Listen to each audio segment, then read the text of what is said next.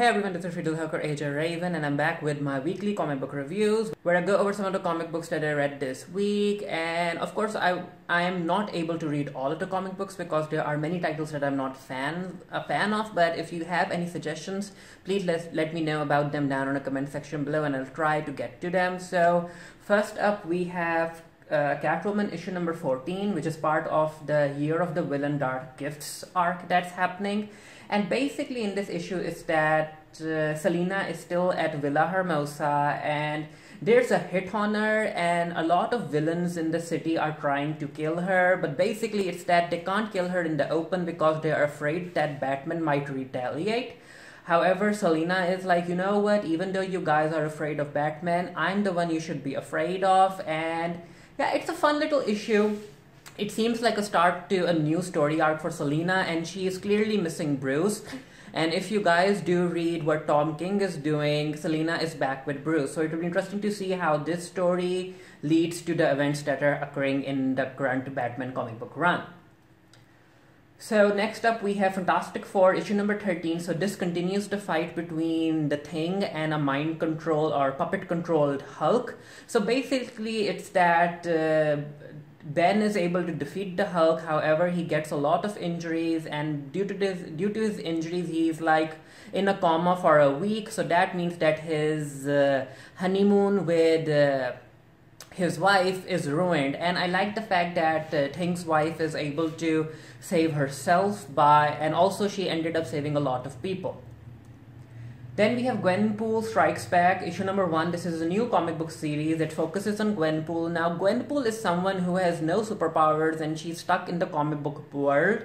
However, basically, if you look at it, her comic book powers is more or less she's a canon manipulator, which means that she can manipulate events off panel and make them into how she wants them. And it's a fun little story. I'm not really sure how it's going to progress. And we also get a radioactive Gwenpool because apparently Gwenpool wants power. She actually tries to make Peter Parker, the Spider-Man, bite her so that she can have spider powers. And then she ends up finding, or a version of her ends up finding the radioactive man, and she ends up getting radioactive powers. It's weird, it's fun.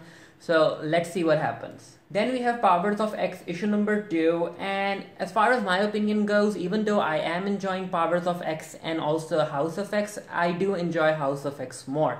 Now in House of X issue number 2, we found out that Moira McTaggart is actually a mutant and she was able to live. She got reincarnated 10 times, and the current timeline is her 10th life. And in Powers of X issue number 2, we see that she takes Professor X to Magneto and they end up forming a pact. And this is what leads to the House of X and Krakoa and that island and all of that stuff, those medicines. And because Powers of X is actually set in the future, in the present timeline, because of what Mystique, Sabretooth, and Toad were able to steal, they end up finding about the Mother Mold, and it's going to lead into the age of Nimrod. And Professor X wants Cyclops to take care of the situation, especially because that Mother Mold is in space, so Cyclops will have to take his team out to space to destroy it. So yeah, it was fun. In the future, the Phalanx arrive. Again, I'm not really sure what's happening in the Powers of X, but I'm still reading it. Then we have Titans Burning Rage issue number 1, which is basically a reprint of an old Titan story. And there's a new villain by the name Disruptor, and his power is that he can disrupt other people's he can disrupt their nerve endings, he can make them do stuff. And it wasn't the best issue, it wasn't even that enjoyable, but I still read it. So my recommendation is, yeah, wait for the trade. Then we have the Unbeatable Squirrel Girl issue number 47, and the Unbeatable Squirrel Girl is one of my favorite comic book issues to read. And in this issue we find out that Doreen's friend Brain Drain has been kidnapped by Melissa, and basically Melissa ends up telling everyone Squirrel Girl's real identity, and this allows a lot of the villains to go and attack Doreen. And basically what Melissa wants to do is that she has called upon Dr. Doom and other Mordo and other very powerful villains because she wants all of them to team up and then go attack Doreen together. So it's interesting to see how Doreen ends up fighting all of them.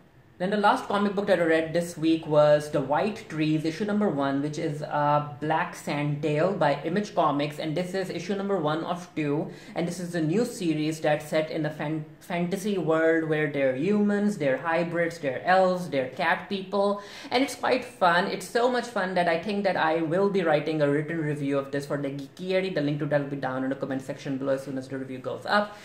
Basically, we have 3 leads and they are war heroes and they have children. However, they have retired, but then their children end up getting kidnapped. So these 3 war heroes have to go and rescue their children. There's Zaval, there's Kotair, and there's Devlin, if I remember their names right. And yeah, it's also, if you're looking for queer comic books, this is the one. You should check it out. It's especially for mature readers because there are very explicit images and panels in there, so it's not for children.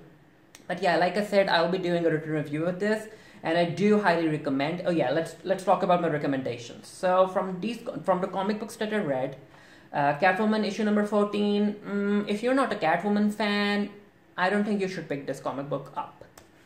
Then Fantastic Four issue number 13. Again, if you aren't a Fantastic Four fan or even a Hulk fan, don't pick this up. Then we have Gwenpool Strikes Back. Again, if you aren't a Gwenpool fan, there's no reason for you to pick this comic book up. Then Powers of X.